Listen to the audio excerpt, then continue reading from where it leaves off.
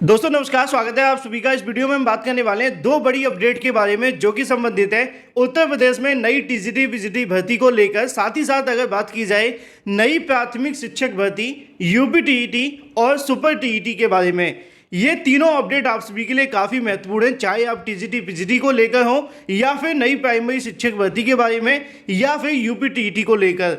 एक एक करके सारी अपडेट हम कवर करते हैं। तो चलिए दोस्तों वीडियो शुरू करते हैं।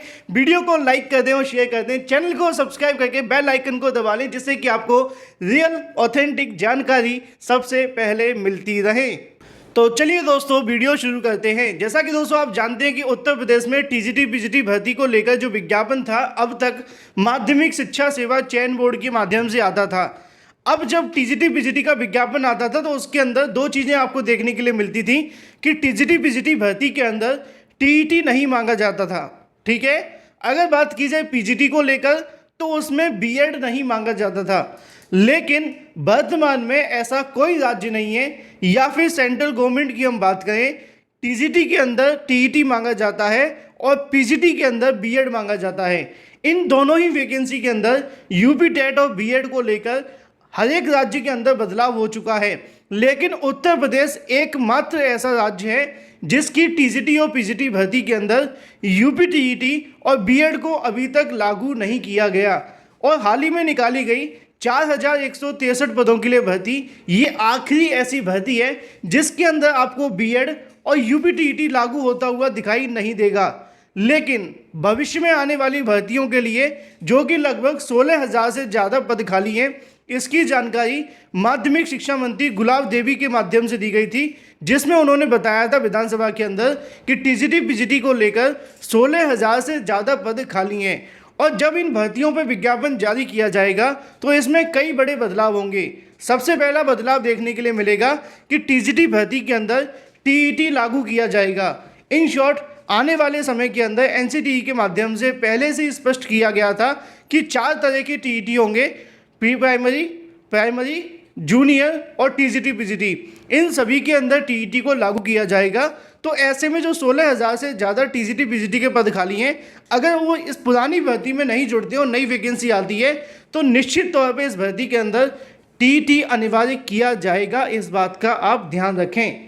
साथ ही साथ अगर बात की जाए पीजीटी को लेकर प्रवक्ता भर्ती के अंदर, इसमें भी बीएड अनिवार्य करने को लेकर विचार पहले से किया जा रहा था, लेकिन वर्तमान में चयन बोर्ड के माध्यम से इसको लेकर बदलाव नहीं किया गया था। लेकिन जब दोबारा से भर्ती का विज्ञापन नए शिक्षा सेवा आयोग के माध्यम से जब भी जारी किया जाएगा तो उसमें आपको बीएड भी लागू होता हुआ दिखाई देगा, जो कि निश्चित तौर पर एक बड़ा नुकसान होगा उन अभ्यर्थियों के लिए जो बिना बीएड किए पीजीटी भर्ती में आवेदन करते थे, लेकिन आगे से ऐसा देखने के लिए नहीं मिलेगा।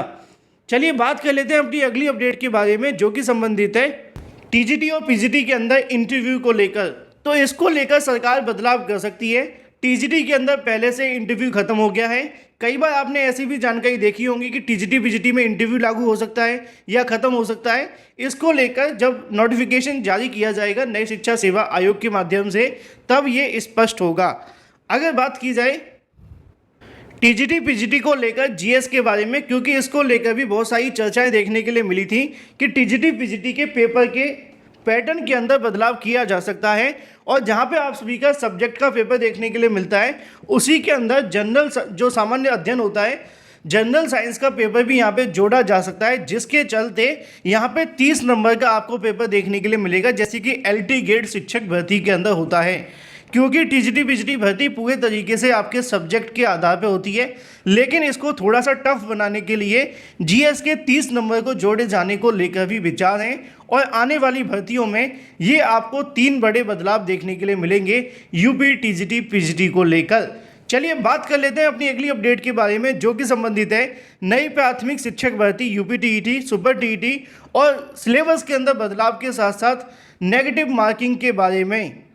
जैसा कि दोस्तों आप सभी जानते हैं कि सुपर टीईटी हो या फिर अगर बात की जाए यूपी टीईटी के बारे में, ये सभी परीक्षाएं आपको देखने के लिए मिलेंगी उत्तर प्रदेश शिक्षा सेवा चयन आयोग के माध्यम से, जिसको नए शिक्षा सेवा आयोग के नाम से भी आप जानते हैं। अब नए शिक्षा सेवा आयोग के माध्यम से यूपी टीईटी की परीक्षा होगी, सुपर टीईटी की परीक्षा भी होगी, लेकिन इन दोनों भर्तियों के अंदर मतलब परीक्षाओं के अंदर एक भर्ती है और एक पात्रता परीक्षा है। इन दोनों परीक्षाओं के अंदर कुछ बड़े बदलाव करने को लेकर भी बातें हैं, जिसमें सबसे पहला बदलाव देखने के लिए मिलता है वो है आपके सिलेबस को लेकर। अब तक आपका जो सिलेबस देखने के लिए मिलता था यूपी टीईटी और सुपर टीईटी के अंदर, वो आपका एससीईआरटी पे देखने के लिए मिला करता था। लेकिन आने वाले समय के अंदर क्या किया गया है, उत्तर प्रदेश के बेसिक विद्यालयों के अंदर एनसीईआरटी पाठ्यक्रम को लागू कर दिया गया है। एनसीईआरटी पाठ्यक्रम लागू हो जाने से क्या होता है कि अब आपको भी एनसीईआरटी पाठ्यक्रम के आधार पर तैयारियां करनी पड़ेंगी, क्योंकि जिन बच्चों को आप पढ़ाने वाले हैं वो भी आप सभी के काम का है। तो यहाँ पर यूपी टीईटी और सुपर टीईटी के अंदर अब आपको एनसीईआरटी बेस्ड क्वेश्चन देखने के लिए मिलेंगे। बदलाव आप सभी को ऐसा देखने के लिए मिलेगा, जैसे कि मान लीजिए आपकी यूपी टीईटी की परीक्षा होती है, सेम आपकी सीटेट की परीक्षा होती है, लेकिन यूपी टीईटी सीटेट के मुकाबले थोड़ा इजी होता है। परीक्षाओं का स्तर दोनों का सेम है, लेकिन फिर भी यूपी टीईटी इजी है, क्योंकि सीटेट के अंदर आपको एनसीईआरटी देखने के लिए मिलती है ना।